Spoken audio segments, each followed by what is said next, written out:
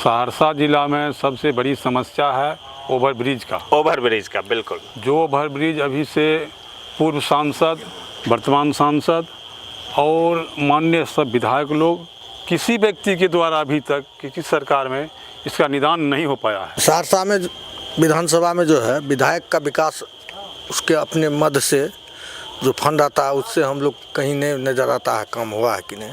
हम यही चाहते हैं जो कि हमारा बाल बच्चा पढ़ लिख करके बेरोजगार है जी, उनको रोजगार चाहिए। हेलो नमस्कार, मैं हूं नीरज कुमार, आप देख रहे हैं मोबाइल न्यूज़ 24। इस वक्त हम सहरसा विधानसभा के सौर बाजार प्रखंड के चंदौर पश्चिमी पंचायत में आए हुए हैं और यहां हमारे साथ महेंद्र यादव जी हैं, मुखिया प्रतिनिधि हैं और यहां पे कुछ और लोग, ग्रामीण इलाके का ये जगह है। मैं कैमरा पर्सन से कहूँगा कि आसपास दिखा दें, हालांकि कुछ अंधेरा है परंतु ये ग्रामीण इलाका है और ग्रामीण इलाका का जो स्टेटमेंट होता है वो जरूरी हो जाता है किसी भी राज्य के विकास को दिखाने के लिए। गांव तक अगर विकास पहुंचा है तो राज्य का विकास होगा, देश का विकास होगा। अगर गांव तक विकास नहीं है तो वो देश विकसित नहीं कहलाया जा सकता है।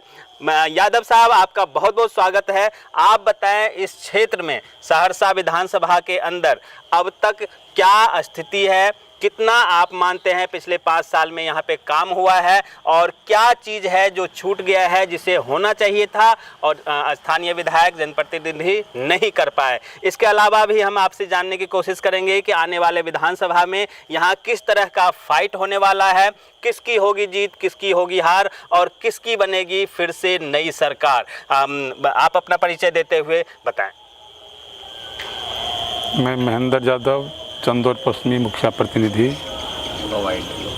पंचायत ये विधानसभा में अभी की परिवेश में सहरसा जिला में सबसे बड़ी समस्या है ओवरब्रिज का। बिल्कुल। जो ओवरब्रिज अभी से पूर्व सांसद, वर्तमान सांसद और माननीय सब विधायक लोग अभी तक उन लोगों के प्रयास से सहरसा जिला में जो आवागमन का असुविधा होता है, इस सुविधा को इन्होंने किसी व्यक्ति के द्वारा अभी तक किसी सरकार में इसका निदान नहीं हो पाया है। लोगों में इसका बहुत बड़ी क्षोभ है, इसको मिटाना अति आवश्यक है, मिट नहीं पा रहा है। और बच के सवाल आगे विधानसभा का चुनाव है, चुनाव में आपको राजद गठबंधन और भाजपा गठबंधन दोनों में कंपटीशन रहता है जी हर वर्ष। इस बार भी उसका स्थिति यही है।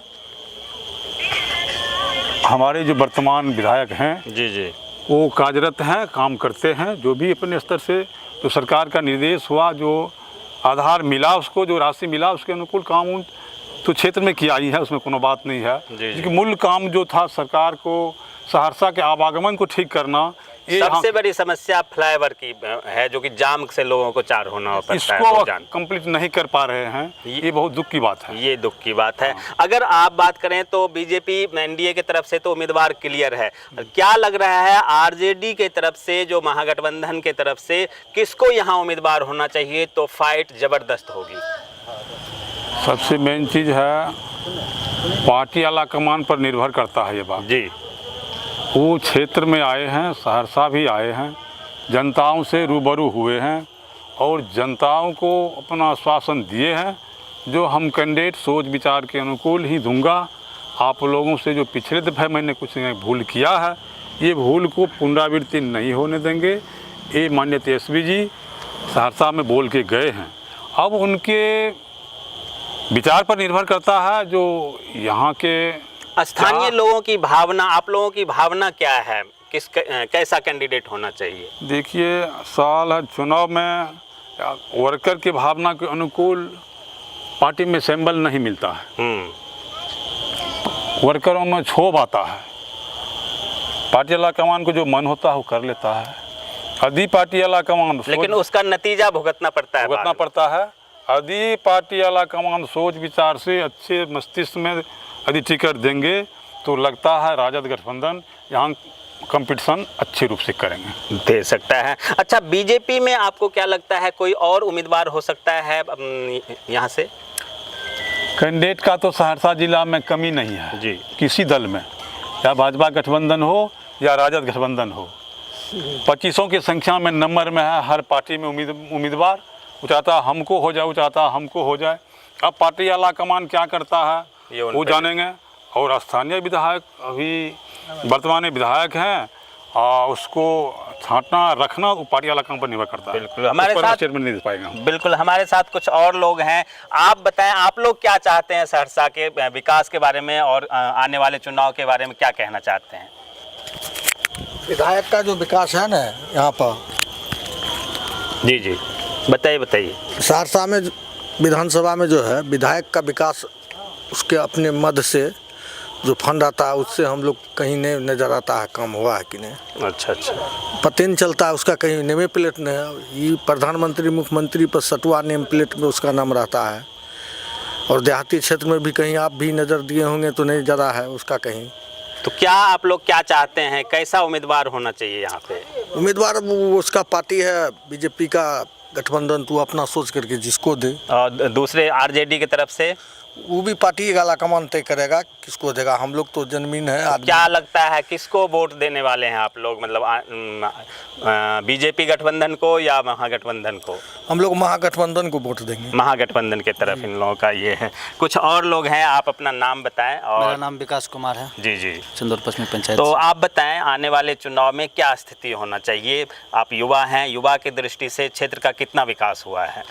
क्षेत्र में विकास तो आप लोग आए जिस रास्ता से देखे होंगे कहाँ कहाँ नेम प्लेट लगा हुआ है। जी जी, ना के बराबर है देहात में। अब मार्केट में क्या क्या है वो तो आप लोग को पता ही बिल्कुल। होगा। मार्केट में तो सबसे ज़्यादा चर्चा जो है वो फ्लाईओवर का है, हर कोई उससे नाराज वो होता तो है। देखिए रहे हम लोग के जहाँ तक सोच के है युवा का, तो हम लोग का सोच है कि युवा ही आना चाहिए। युवा ही आना चाहिए जी, तेजस्वी ही आना चाहिए। तेजस्वी के प्रति। इससे पहले बना तो कितना वैकेंसी आया, कितना युवा का रोजगार मिला, उतना वो आप लोग देखबे किए हैं। बिल्कुल। अब फिर अगर आएगा तो कुछ न कुछ फिर होगा। बिल्कुल, ये चीज़ वाकई चर्चा का विषय है पूरे बिहार में कि जब तेजस्वी आए तो शिक्षकों का नियुक्ति निकाला गया और 3.5 लाख के करीब शिक्षकों की नियुक्ति हुई। कुछ और लोग हैं उस नियुक्ति को हालांकि और बढ़ाया जा सकता था लेकिन नहीं बढ़ाया गया है, जिस कारण युवा चाहते हैं कि तेजस्वी यादव आएँ। आप बताएं, अपना अनुभव शेयर करें, क्या लगता है आने वाले चुनाव में महागठबंधन और बीजेपी कौन यहाँ पे टक्कर देगा और किसको किसको उम्मीदवार होना चाहिए? हम यही चाहते हैं जो कि हमारा बाल बच्चा पढ़ लिख करके बेरोजगार है जी, उनको रोजगार चाहिए। और सहरसा और समदा को जो अभी तक टेंडर हो गया, हम लोगों का मोटरसाइकिल का रिम खराब हो जाता है, जो कि हम लोगों का मुख्य मार्ग सहरसा ही जाने वाला है। यही हम लोगों का मांग है सरकार से। और नौकरी दे, हमारे बाल बच्चा को पढ़ लिख करके बेरोजगार है। तो आने वाले समय में किसको किस तरफ आपका झुकाव जो जाएगा? नौकरी देगा उसी को वोट देंगे। जो नौकरी देगा, साफ इशारा है, नौकरी देने वाले को वोट मिलने वाला है। जी जी, आपसे बात हो गई मैं हमारी। जी हाँ। जी बिल्कुल, तो नौकरी जो देगा उसी को यहाँ पे वोट मिलेगा और नौकरी का इशारा साफ है। एक बार फिर से हम यादव जी आपसे लास्ट सवाल ये है कि इलेक्शन के वक्त में क्या होता है पिछले काफ़ी समय से कि वोटिंग प्रतिशत बहुत कम हो जाता है, 60 के आसपास रहता है और यही कारण होता है कि सही उम्मीदवार चुन के नहीं जाते हैं। लोग वोट देने नहीं जाते हैं तो जिसको मिलता है वो जीत के चले जाते हैं। आप अपने पंचायत के लोगों को क्या मैसेज देंगे कि ज़्यादा से ज़्यादा लोग वोट दें? हम लोगों के यहाँ 75-80% वोटिंग हर वर्ष होता है। अच्छा, हम लोग अच्छी बात। जागृत करते हैं, जनता में ऐसा संदेश देते हैं और लोग यहाँ के जागृत भी हैं। हमारे यहाँ 75, 80, 85 तक प्रतिशत वोट करवा लेते हैं। बिल्कुल। और मतदान में जाके भाग लेते हैं। लाइन कतार में, बहुत लंबी कतार में रहता है, जागृति भी होता है।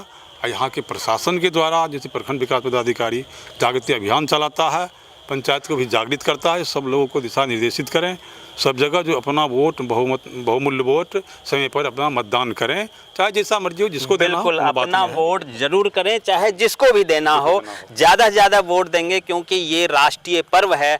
अगर आपने वोट नहीं दिया तो कोई ऐसा व्यक्ति जीत कर चला जाएगा जो आपके बात को विधानसभा में नहीं पहुंचाएगा और कोई गलत निर्णय ले लिया जाएगा। अगर सही उम्मीदवार जीत के जाएगा तो आपके गाँव का विकास, आपके शहर का विकास होगा। बने रहिए मोबाइल न्यूज़ 24 के साथ। आप तमाम दर्शकों का बहुत बहुत धन्यवाद। और यादव साहब आप लोगों का भी बहुत बहुत धन्यवाद। जी सर।